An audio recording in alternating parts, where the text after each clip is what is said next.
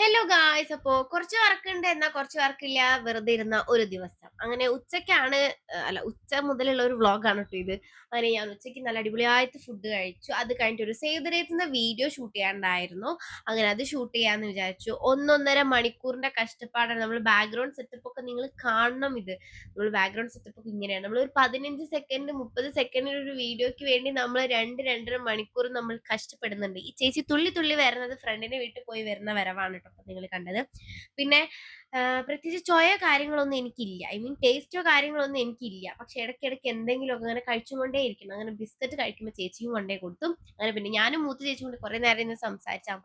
അപ്പോഴത്തേനും അമ്മ അരിയുണ്ട സെറ്റാക്കിയിട്ടുണ്ടായിരുന്നു.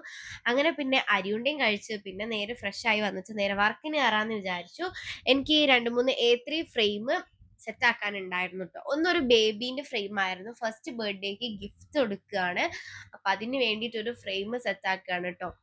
അത് സെറ്റാക്കാനാണ് ഞാൻ ഫസ്റ്റ് നിന്നത്. ആദ്യം പ്രിന്റും കാര്യങ്ങളൊക്കെ കട്ട് ചെയ്ത്, നിങ്ങൾ കണ്ടോ ഈ ഫുൾ തുമ്മല് എവിടെ ഇപ്പൊ എന്ത് ചെയ്താലും എനിക്ക് തുമ്മലാണ്. ജലദോഷം നല്ല പിടിച്ചിട്ടുണ്ട്.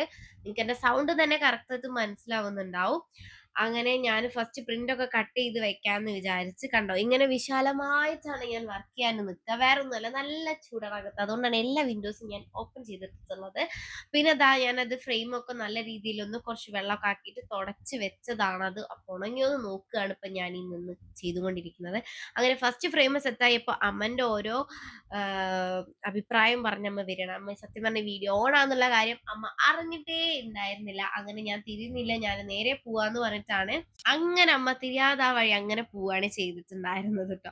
അങ്ങനെ ഫസ്റ്റ് ഫ്രെയിം എന്തായാലും സെറ്റ്. എനിക്ക് ഭയങ്കരമായിട്ട് ഇഷ്ടപ്പെട്ടു ഈ ഒരു ബേബിന്റെ ഫ്രെയിം കേട്ടോ. നല്ല രസമുണ്ട് ഒന്നാമത് കാണാൻ വേണ്ടിയിട്ട്. ആള് ഭയങ്കര ക്യൂട്ട് ആയതുകൊണ്ടാവാം അത്രയും രസം ഉണ്ടാവുക. അങ്ങനെ അതെന്തായാലും സെറ്റ് ആക്കി കഴിഞ്ഞിട്ടുണ്ട്. അതിനുശേഷം വേറൊരു ഫ്രെയിം കൂടി സെറ്റ് ആക്കണ്ട. ആ ഫ്രെയിമിലുള്ളത് ആരാന്നുള്ളത് നിങ്ങൾ ജസ്റ്റ് ഒന്ന് ഗസ് ചെയ്യണം. അപ്പോ എന്തായാലും ഇന്നത്തേക്ക് ഇത്രയുള്ളൂ. അപ്പൊ അടുത്തൊരു വീഡിയോ ആയിട്ട് കാണുന്നത് വരെ ബൈ ബൈ.